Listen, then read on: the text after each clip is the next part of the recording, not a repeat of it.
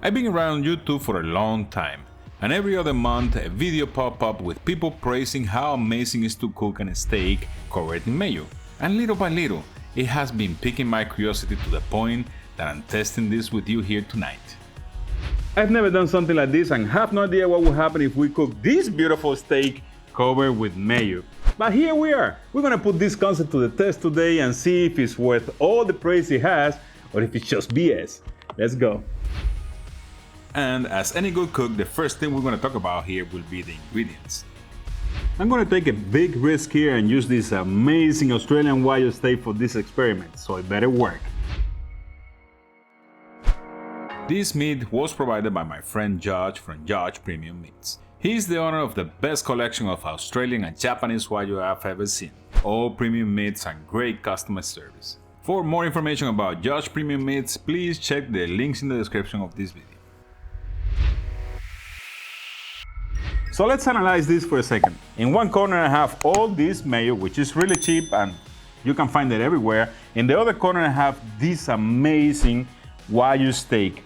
And if something goes wrong here, guys, I can destroy this piece of meat in a heartbeat. So let's get a little bit scientific here and check this before we mess this up. Mayo main ingredients are simple. Eggs, oil, most of the time is refined olive oil, other acidics like vinegar or lemon juice, water, and other spices just to make it tasty. There are 1,000 ways of making mayo, but today we're gonna go with the simplest one we found in the store. We use oil as a binder for many of our cooks. The only difference is that we use refined olive oil and not extra virgin olive oil because of their smoke point. Extra virgin olive oil smoke point is 410 degrees, which is kind of low for searing steak. Notice this steak will sear well at a temperature lower than 410 degrees. On the other hand, refined olive oil smoke point is 470 degrees, and that is definitely better for what we're doing today. But in our mayo ingredients, it only says olive oil. It doesn't say refined oil or virgin oil or extra virgin oil, nothing else. As a note, I should say that not all mayo is made with olive oil. The cheaper you go with your mayo, the worse oils it will include. But let's get a little bit deeper into this issue. As I said before, one of the main ingredients for mayo is eggs.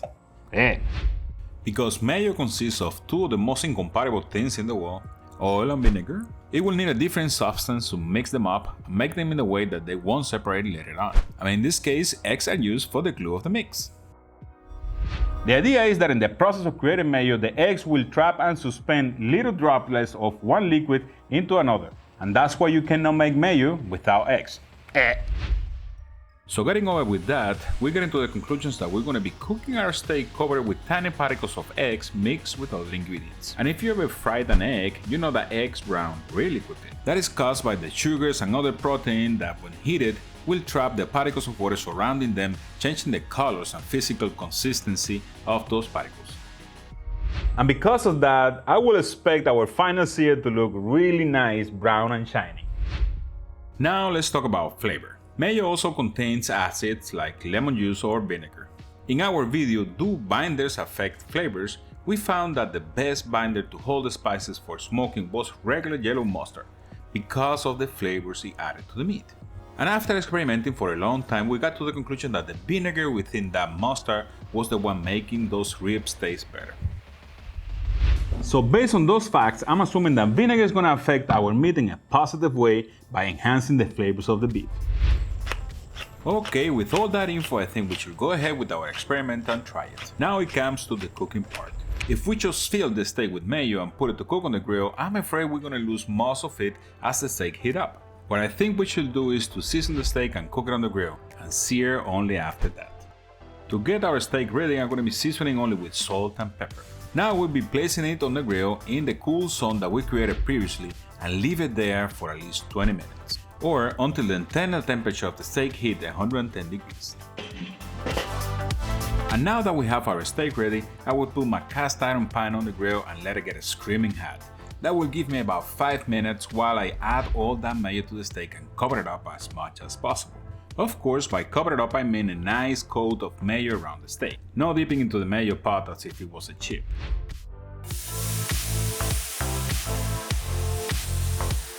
As you can see, the searing is as expected.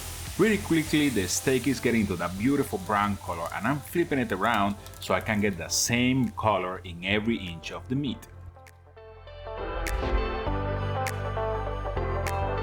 With all that done, I will allow the steak to rest for about 10 minutes before cutting into it and find out if this is the perfect steak or if it's just a royal mess.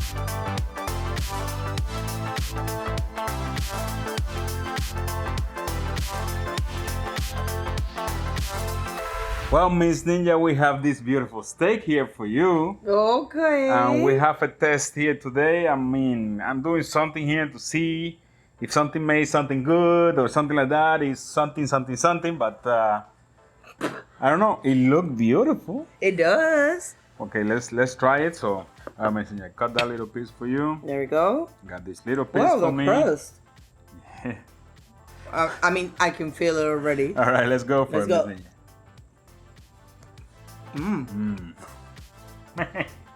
I love the crust. Wow, Miss Ninja.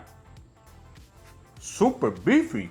Not only that, is the crust major, crunchy, crusty, and when you bite on it, the soft part of the meat amazing. Oh, wow. Major difference in between crust and the center of the meat. I tell you this, the crust is amazing. It It's is. really good. This is WAGYU. Okay. I feel like the meat is even more tender.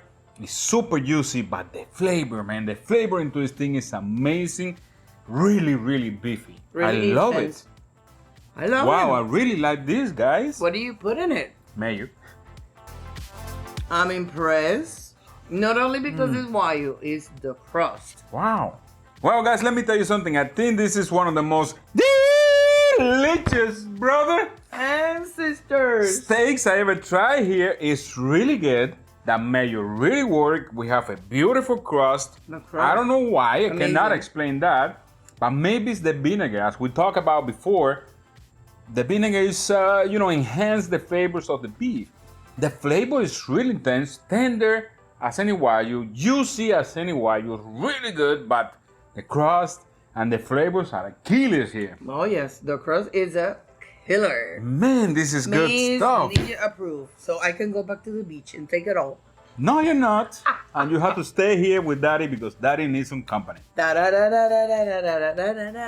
I need to go back to the beach. I loved it. Well, guys, if we made you hungry, please hit us with the like. Lots of likes. Subscribe to the channel, share with your friends and family, and don't forget to share in your social networks. That helps us a lot. yeah. And if you have any comment, any advice, anything you want to say about this method, put it down there, man, because this really is my first time doing something like this, and it's really impressive. That's it. It's really impressive. Yes, it is. That's all for today, but remember that I love you. Mwah. We love you. Thanks for watching, and see you on the next one.